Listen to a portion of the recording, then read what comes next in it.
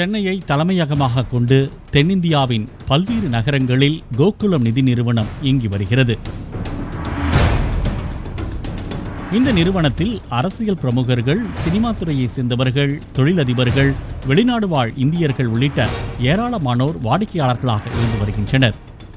புதன்கிழமை காலை முதல் தமிழகம், கர்நாடகா, கேரளா, புதுச்சேரி ஆகிய மாநிலங்களில் செயல்பட்டு வரும் அந்நிறுவனத்தின் 78 அலுவலகங்களில் 500க்கும் மேற்பட்ட வருமான வரித்துறை அதிகாரிகள் ஒரே நேரத்தில் மத்திய படை பாதுகாப்புடன் ஆய்வு மேற்கொண்டு வருகின்றனர். சென்னை கோடம்பாக்கத்தில் உள்ள கோகுலம் நிதி நிறுவனத்தின் தலைமை அலுவலகம், ட்ரஸ்ட்புரத்தில் உள்ள கோகுலம் நிறுவன உரிமையாளர் கோபாலன் வீடு, அசோக் நகரில் உள்ள கோகுலம் பார்க் விடுதி என சென்னையில் மட்டுமே 36 இடங்களில் சோதனை நடைபெற்றது.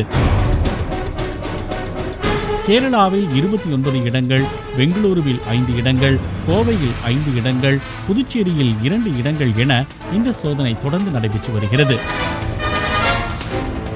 கோகுலம் நிதி நிறுவனத்தில் நடக்கின்ற வருமான வரி சோதனை குறித்து பல்வேறு பரபரப்பு தகவல்கள் வெளியாகியுள்ளன. கடந்த நவம்பர் மாதம் 500 மற்றும் 1000 ரூபாய் நோட்டுகள் மதிப்பிழப்பிற்கு பின்னர் இந்த நிதி நிறுவனத்தின் செயல்பாடுகளில் பல்வேறு முறைகேடுகள் நடந்திருப்பதாக சுட்டிக்காட்டுகின்றனர் வருமான வரித்துறையினர்.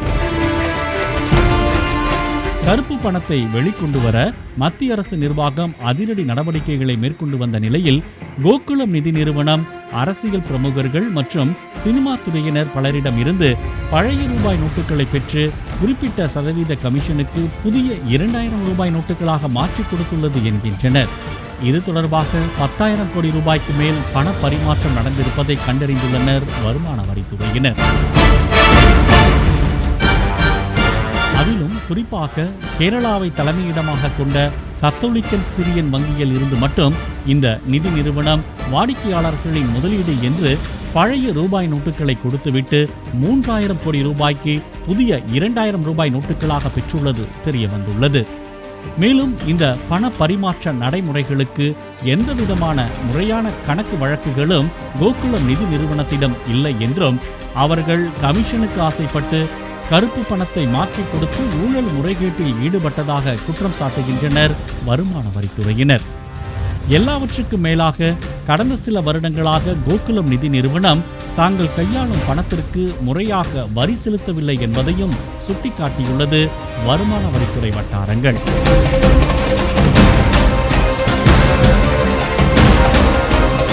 இந்த நிதி நிறுவனத்தின் மூலம் கோடிக்கணக்கில் கருப்பு பணத்தை மாற்றிய அரசியல் பிரமுகர்கள் குறித்த முக்கிய ஆவணங்கள் கைப்பற்றப்பட்டுள்ளதால் அரசியல்வாதிகளும் சினிமா துறையினரும் கலக்கத்தில் உள்ளதாக தகவல்கள் வெளியாகியுள்ளன. அமைச்சர் விஜயபாஸ்கர் தொடர்புடையவர்களின் வீடுகள் மற்றும் அலுவலகங்களில் நடைபெற்ற சோதனைக்கு அடுத்தபடியாக கோகுலம் நிதி நிறுவனம் வருமான வரித்துறையினரின் பிடியில் சிக்கியிருப்பது குறிப்பிடத்தக்கது.